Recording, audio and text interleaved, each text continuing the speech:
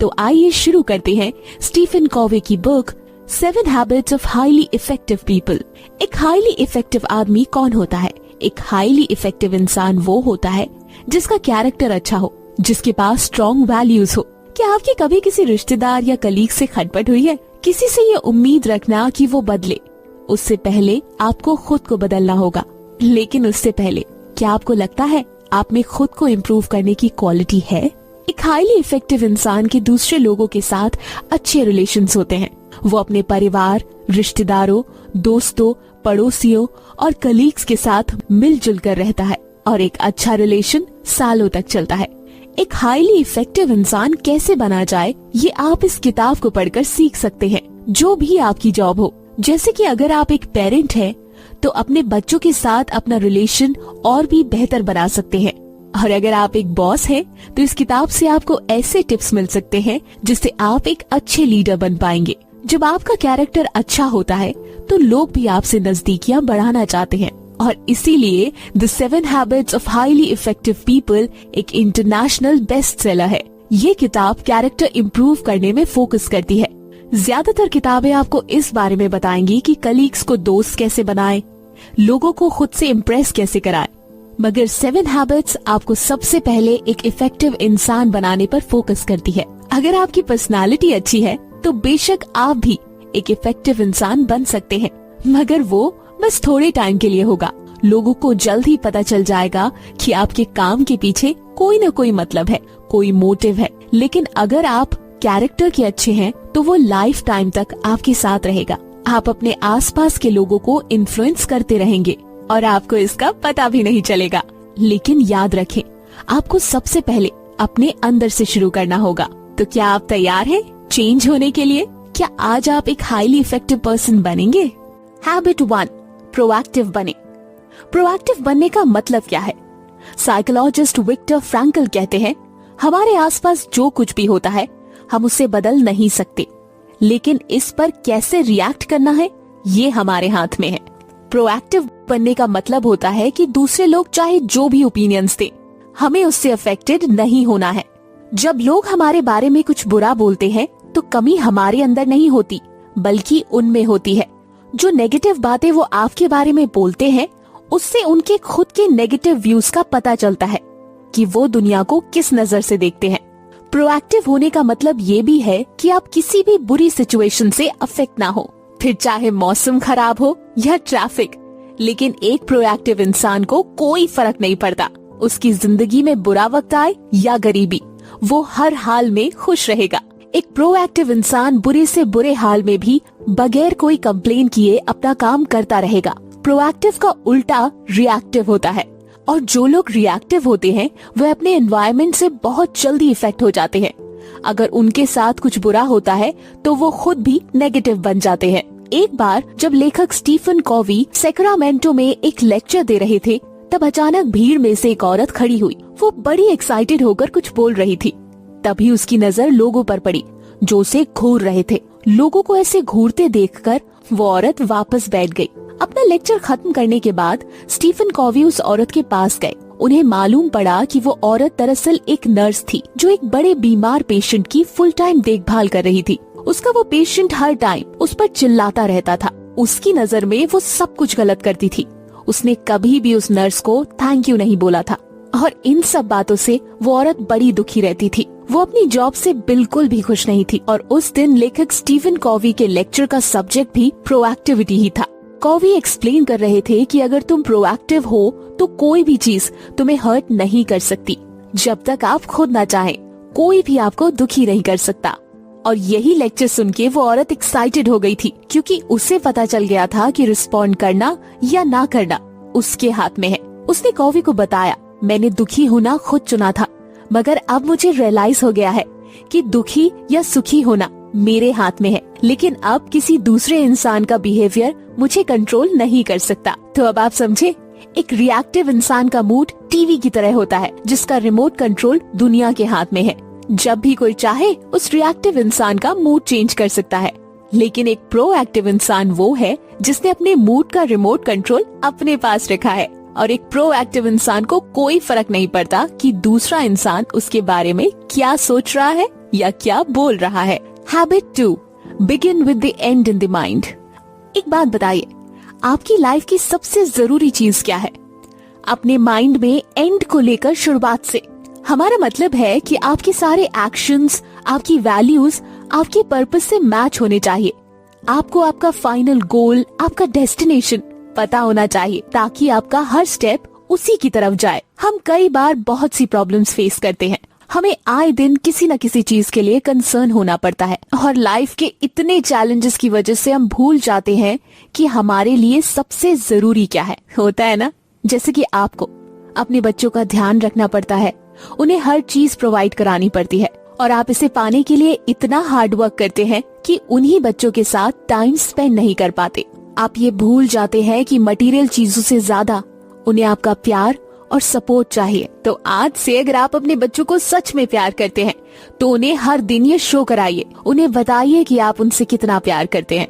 आपकी बातों और आपके एक्शंस में उनके लिए ये प्यार झलकना चाहिए और आपका यही बिहेवियर आपके पेरेंट्स और उन बाकी लोगों के साथ होना चाहिए जो आपकी लाइफ में बहुत मायने रखते हैं। Begin with the and in the mind से मतलब है ये जानना कि आपके लिए सबसे ज्यादा वैल्यूबल क्या है। वो आपके अपने लोग हो सकते हैं या फिर प्रिंसिपल जिन पर आपको पूरा यकीन है। अगर आप कुछ ऐसा करते हैं जो आपके प्रिंसिपल से मैच नहीं करता तो सोच लीजिए आप एक इनइफेक्टिव इंसान बन रहे हैं। मान लीजिए कि आप एक घर बना रहे हैं, मगर इसके लिए सबसे पहले आपको अपने दिमाग में प्लानिंग करनी पड़ेगी, फिर जाकर आप टूल्स लेंगे। अगर मान लीजिए आपके घर में बच्चे हैं तो आपके घर का हर कोना चाइल्ड फ्रेंडली होना चाहिए। और अगर आप कुकिंग का शौक रखते हैं तो आपको अपनी किचन अपग्रेडेड रखनी पड़ेगी। तो अब आप समझे, किसी भी काम को शुरू करने से पहले उसका ब्लूप्रिंट आपके दिमाग में तैयार होना चाहिए। जैसे अगर आप अपना घर अच्छे से प्लान नहीं करेंगे तो इसे प्रॉपर्ली कंस्ट्रक्ट करना मुश्किल हो जाएगा और लास्ट में आपको इसे रिपेयर कराने में फालतू पैसे खर्च करने होंगे। ऐसे ही लाइफ में हर चीज प्लानिंग मांगती है और इसी तरह एंड को माइंड में रखकर चलने की शुरुआत होती है। ये सोच कि आपको सबसे पहले क्या करना है और उससे पहले ये श्योर कर लेना कि वो आपकी वैल्यूज के साथ फिट हो सके। अच्छा, एक बात और बताइए, क्या आप सबसे ज्यादा ऑनेस्टी को वैल्यू करते हैं या फिर आप रिस्पेक्ट की ज्यादा वैल्यू करते हैं? सोचिए और इसी बात को ध्यान में रखकर अपनी दिन की शुरुआत करें। अपने वैल्यूज पर पूरा यकीन रखें ताकि आपकी लाइफ में जो भी चैलेंजेस आए आप उन्हें वैल्यूज के साथ फेस कर सके। हैबिट 3, सबसे पहले जरूरी चीजें करें। सबसे पहले जरूरी कामों को करने का मतलब सिर्फ टाइम मैनेजमेंट से नहीं, ये सेल्फ मैनेजमेंट भी है। इंसान होने के नाते हम सब सेल्फ अवेयर होते हैं और यही चीज हम सारे लिविंग थिंग्स को सुपीरियर बनाती है, क्योंकि सिर्फ हम इंसान ही खुद को इवैल्यूएट कर सकते हैं और जब हमें लगे कि हम कुछ गलत कर रहे हैं तो हम उसे चेंज कर सकते हैं। जब हमें बहुत सारे काम करने होते हैं तो सबसे पहले हमें अपनी प्रायोरिटी सेट करनी चाहिए। कुछ लोग प्लानर्स की हेल्प लेते हैं ताकि उन्हें याद रहे। कुछ लोग टू डू लिस्ट और बॉर्डर्स बनाते हैं ताकि उन्हें जरूरी काम याद रहे।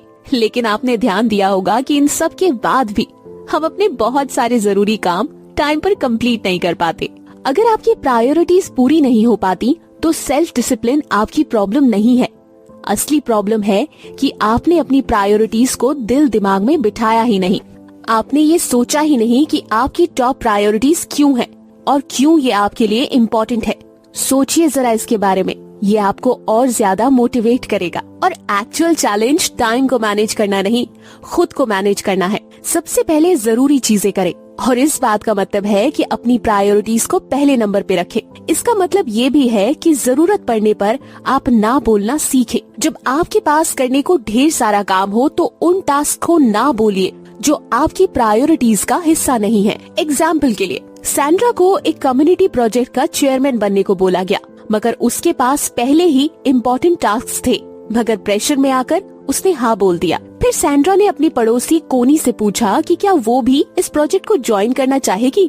सैंड्रा की बात सुनकर कोनी ने कहा, सैंड्रा, ये प्रोजेक्ट काफी मजेदार लग रहा है, मगर कुछ रीजन से मैं इसे प्रायोरिटीज पर नहीं कर पाऊंगी, मगर सच में तुम्हारे इस इन्विटेशन को मैं अप्रिशिएट करती हूँ। उसके बाद सैंड्रा को लगा कि जैसा कोनी ने किया उसे भी वैसा ही करना चाहिए था। वो भी तो पोलाइटली ना बोल सकती थी। जब उसे चेयरमैन बनने के लिए बोला गया था। ये प्रोजेक्ट कम्युनिटी के लिए है। अच्छा था, मगर कोनी को अपनी टॉप प्रायोरिटीज मालूम थी, इसलिए उसने ना बोला। उसके पास करने के लिए दूसरे जरूरी काम थे और इसलिए उसने पोलाइटली ना बोलने की हिम्मत की। अगर आप भी प्रायोरिटीज अपने दिल और दिमाग में अच्छे से प्लान कर लेंगे तो आपके लिए बाकी चीजों को ना कहना आसान रहेगा और आप अपने जरूरी कामों को आसानी से टाइम पर पूरा कर पाएंगे। तो अब आप समझे, सेल्फ डिसिप्लिन से ज्यादा जरूरी है आपके पास वो पावर हो जिससे आप जरूरी कामों को सबसे पहले निपटा सके। Habit 4, think win win. Win win एक ऐसा सोल्यूशन है जो आपको और उन लोगों को जिनसे आप इंटरैक्ट करते हैं काफी बेनिफिट देगा। जब भी आपके फैमिली या फिर कलीग्स के साथ कोई इश्यूज होते हैं तो आपको कोई ना कोई सोल्यूशन निकालना ही पड़ता है जिससे सबका भला हो, है ना। विन विन एक बेस्ट सोल्यूशन है। अगर कोई जीतता है और दूसरा हारता है तो इससे एक लंबा और मजबूत रिश्ता कभी नहीं बन पाता। चलिए इमेजिन कीजिए कि आपके कलीग से डिसएग्रीमेंट हो जाता है, तो सबसे पहले आपको ये करना है कि जो भी प्रॉब्लम है उस पर खुलकर बात कीजिए। उसका कोई ऐसा सोल्यूशन निकाले जिससे दोनों के लिए सही हो। हाँ, लेकिन आपके कलीग को खुद पर हावी ना होने दे और आप भी उस पर हावी होने की कोशिश ना करें और कुछ ऐसा करें जिससे आप दोनों का रिश्ता बैलेंस हो और दोनों की जीत हो। इस तरह से आपका और आपके कलीग का कोऑपरेशन रहेगा जिससे आप एक टीम की तरह काम कर सकते हैं और एक दूसरे के साथ कम्पीट करने से ये ज्यादा अच्छा है। अब इमेजिन करिए कि आप बॉस हैं और आपका आपके किसी एम्प्लॉय के साथ डिसएग्रीमेंट हो जाता है, तो जाहिर सी बात है कि आपकी ही बात ऊपर रहेगी क्योंकि आपका एम्प्लॉय अपनी जॉब की वजह से आपके सामने चुप ही रहेगा। एक बॉस होने के नाते आप बेशक आर्ग्यूमेंट में उससे जीत सकते हैं, मगर लॉन्ग रन में देखा जाए तो ये आपकी हार होगी क्योंकि अपने एम्प्लॉयज को नीचा दिखाकर आप उन्हें मोटिवेट नहीं कर सकते। वो आपके लिए काम तो करेंगे मगर मन मारकर, तो कुल मिलाकर नुकसान तो आपका ही हुआ, है ना। कॉम्प्रोमाइज करना हमेशा अच्छा ही होता है, फिर भले ही आप बॉस क्यों ना हो। आपके लिए यही अच्छा होगा कि आप अपनी पोजीशन का इस्तेमाल ना करें। अपने एम्प्लॉयज को खुश रखने की आप ज्यादा कोशिश करें क्योंकि इसमें आपका ज्यादा फायदा है। अगर आप हमेशा विन विन सिचुएशन सेटल करते हैं तो आपके एम्प्लॉयज ज्यादा इफेक्टिव होंगे और ये आपकी कंपनी के लिए भी फायदेमंद होगा और साथ ही आपको लोगों को बार बार हायर करके उन्हें ट्रेन करने की जरूरत नहीं पड़ेगी। अच्छा, एक बात और, ये विन विन सिचुएशन सिर्फ वर्क प्लेस पर ही नहीं अप्लाई होती बल्कि ये रिलेशनशिप में भी एप्लीकेबल है। जब भी आप अपने किसी पार्टनर, आपके बच्चे, दोस्त या पड़ोसियों के साथ डिसएग्रीमेंट में हो तो विन विन सिचुएशन के बारे में सोचे और फिर आप देखिएगा कि आपके रिश्तों में भी किस तरह से और भी ज्यादा प्यार और ट्रस्ट आएगा। All the best.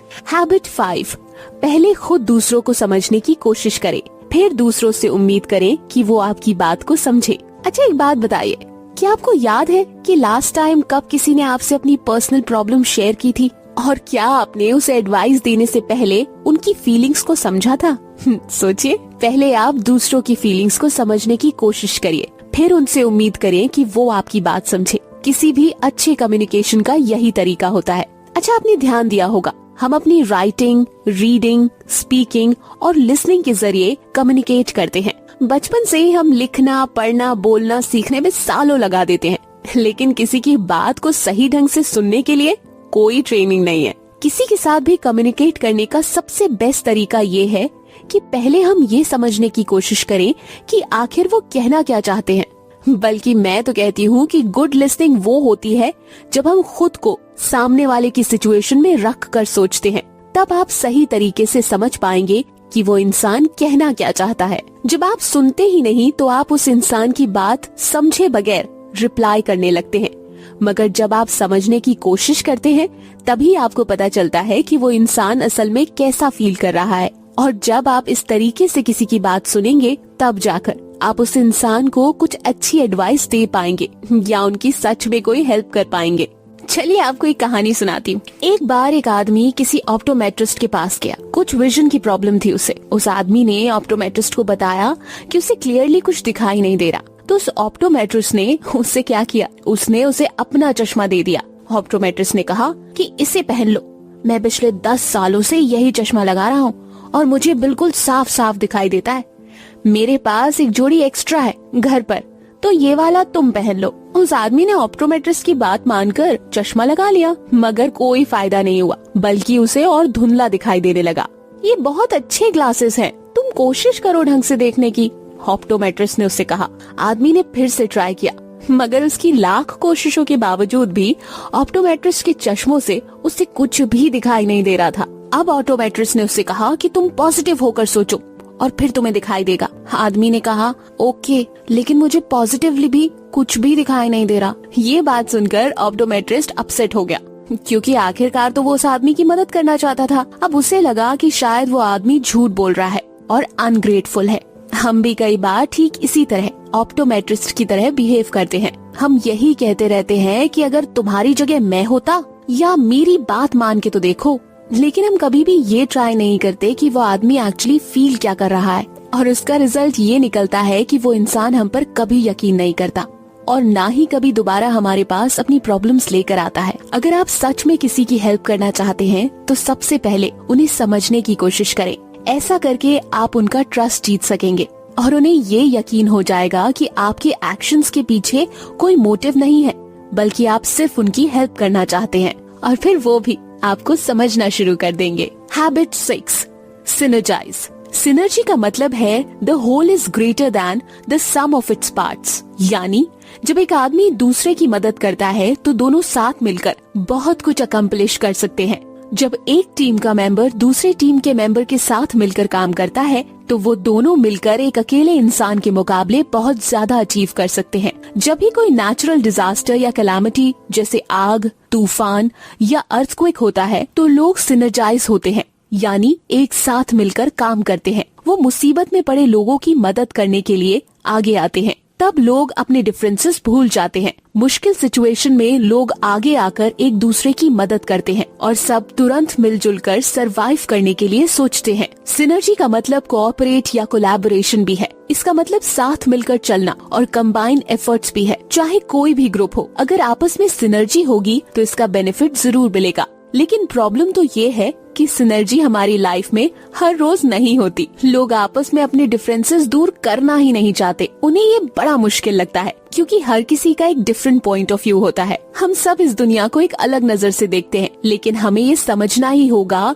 कि दुनिया को देखने का हमारा नजरिया लिमिटेड होता है, इसलिए हमारी सोच भी लिमिटेड होती है। हमें दूसरे लोगों को जानने और उनके एक्सपीरियंसेस को समझने की भी कोशिश करनी चाहिए। आप कह सकते हैं कि ये किसी ऑप्टिकल इल्यूजन की तरह है। जैसे हो सकता है कि मुझे कोई यंग लेडी नजर आ रही हो, लेकिन वहीं आपको वो कोई बुजुर्ग महिला दिख रही हो। हम दोनों ही उस इमेज को डिफरेंटली इंटरप्रिटेट कर रहे हैं, हालांकि हम दोनों ही अपनी जगह पर सही हैं। तो इस बात पर बहस करने का कोई फायदा नहीं। बेहतर होगा सिनर्जाइज करना, और सिनर्जाइज करने के लिए हमें एक दूसरे के पॉइंट ऑफ व्यू को समझना ही पड़ेगा, और इस तरीके से हम एक बड़ी पिक्चर देख सकते हैं। सिनर्जी का मतलब है कोऑपरेशन। इसका मतलब है अपने डिफरेंसेस को एक्सेप्ट करना और एक दूसरे के विचारों की कदर करना।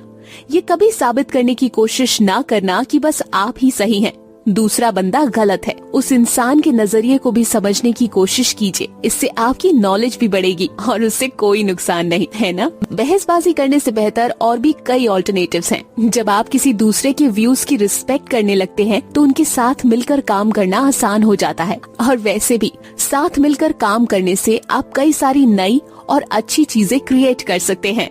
Habit 7, sharpen the saw. Sharpen the saw से मेरा मतलब है कि अपने सबसे बड़े एसेट को शार्पन करें, यानी हमेशा कुछ नया सीखते रहें। और आपका सबसे बड़ा एसेट आप खुद हैं। आपको रेगुलरली खुद को ही रिन्यू करना पड़ेगा। अपनी लाइफ के हर एस्पेक्ट में आपको खुद को इम्प्रूव करना पड़ेगा, मतलब फिजिकली, स्पिरिचुअली, मेंटली, सोशली और इमोशनली। आप रेगुलर एक्सरसाइज से खुद को रिन्यू कर सकते हैं। इसके लिए जरूरी नहीं कि आप जिम जाएं या फिर महंगे इक्विपमेंट्स ही खरीदे। आप घर पर ही सिंपल एक्सरसाइज कर सकते हैं। आप रन कर सकते हैं, जॉगिंग कर सकते हैं या फिर रैपिड वॉक भी कर सकते हैं। अगर आप एक्सरसाइज नहीं करना चाहते तो स्लो तरीके की कोई भी एक्टिविटी कर सकते हैं और फिर आप देखिएगा कि आपकी बॉडी कैसे इम्प्रूव हो रही है। इसी तरह आपको अपने स्पिरिट को भी रिन्यू करने की जरूरत है। अच्छा, एक बात बताइए, ऐसा कई बार होता होगा कि जब आपको लगता होगा आप पूरी तरह से थक चुके हैं, है ना? आई नो, रोजमर्रा के चैलेंजेस से हम बेहद थक जाते हैं, तो हमें खुद को इंस्पायर रखने की बहुत जरूरत है। और ये आप म्यूजिक, बुक, रेडियो या फिर नेचर के साथ जुड़कर कर सकते हैं। ये आप पर डिपेंड करता है कि आपकी स्पिरिट किस तरह से अच्छा फील करेगी। कभी कभी एक ब्रेक लेना भी जरूरी होता है ताकि आप खुद को टाइम दे सके और अपने बारे में सोच सके। हम जब यंग होते हैं तो हमारा दिमाग खुद ही अपनी एक्सरसाइज कर लेता है, लेकिन एक बार स्कूल खत्म करने के बाद हम शायद ही कोई बुक पढ़ने या टाइम निकाल पाते हैं कुछ ऐसा नया सीखने के लिए। लेकिन लर्निंग सिर्फ स्कूल तक ही लिमिट नहीं होनी चाहिए, हमें खुद को इसके बाद भी एजुकेट करते रहना चाहिए। अपने डेली रूटीन के कामों से हटकर कुछ नया ट्राई करना चाहिए। खुद को चैलेंज करते रहिए, जैसे कि आप कम से कम महीने में एक बुक तो जरूर पढ़ सकते हैं। इस बात पर एक लाइक तो बनता है ना? हमारे सोशल और इमोशनल एस्पेक्ट्स एक दूसरे के साथ क्लोजली जुड़े होते हैं। ऐसा इसलिए क्योंकि हमारे इमोशंस लोगों के साथ इंटरेक्ट करने से ही पैदा होते हैं। हमें दूसरों के साथ अपने रिलेशनशिप्स इम्प्रूव करने का मौका मिलता है। तभी तो कहा गया है अर्न योर नेबर्स लव, यानी अपने पड़ोसियों से प्यार करें। अगर आप एक काइंड नेचर पर्सन हैं, तो यकीन मानिए आप लंबी और खुशहाल लाइफ जिएंगे। चलिए अब इमेजिन कीजिए कि आप जंगल में वॉक पर गए हो और आपको वहाँ एक आदमी नजर आता है जो एक छोटे से पेड़ को काट रहा है। आप देखते हैं कि वो आदमी काफी थक गया है, तो आप उससे पूछते हैं कि वो कितनी देर से ऐसा कर रहा है। आदमी कहता है 5 घंटे हो गए और अब मैं थक कर चूर हो गया हूँ। ये बड़ी मेहनत वाला काम है। तो आप उस आदमी को ये सलाह देंगे कि उसे कुछ मिनट के लिए ब्रेक लेना चाहिए और हो सकता है कि उसकी आरी को शार्पन करने की जरूरत है। और आप उससे ये भी कहते हैं कि मुझे यकीन है कि इससे आपका काम तेजी से हो जाएगा। मगर वो आदमी मना कर देता है। वो कहता है कि मैं इतना बिजी हूँ कि मेरे पास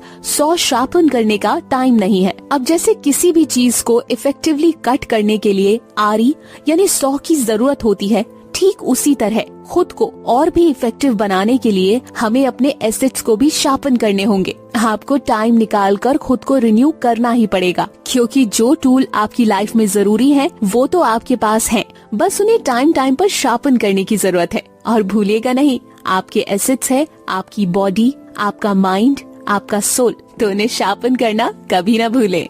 तो ये थी हाईली इफेक्टिव लोगों की वो 7 अच्छी हैबिट्स। हैबिट नंबर 1, प्रोएक्टिव बने। हैबिट नंबर 2, एंड को ध्यान में रखकर ही किसी नए काम की शुरुआत करें। हैबिट नंबर 3 है कि सबसे पहले जरूरी चीजों की प्रायोरिटी सेट करें। Habit number 4, win win situation सोचे। हैबिट नंबर 5 कि अपनी बात समझाने से पहले दूसरे की बात समझने की कोशिश करें। Habit number 6, synergise. और लास्ट में हैबिट नंबर 7, अपने एसेट्स को शार्पन करें। हैबिट नंबर 1, 2 और 3 आपको आपके कैरेक्टर इम्प्रूव करने में मदद करेंगे। हैबिट नंबर 4, 5 और 6 दूसरों के साथ आपके रिलेशनशिप इम्प्रूव करेंगे। और लास्ट में हैबिट नंबर 7 से आप अपनी अच्छी क्वालिटी लाइफ टाइम तक मेंटेन रख सकते हैं। अब जो भी आपने सीखा उसे डेली लाइफ में अप्लाई करना शुरू करें। जब कभी भी आप किसी बुरी सिचुएशन में हो तो प्रोएक्टिव बनने की कोशिश करें। जब भी आपका किसी के साथ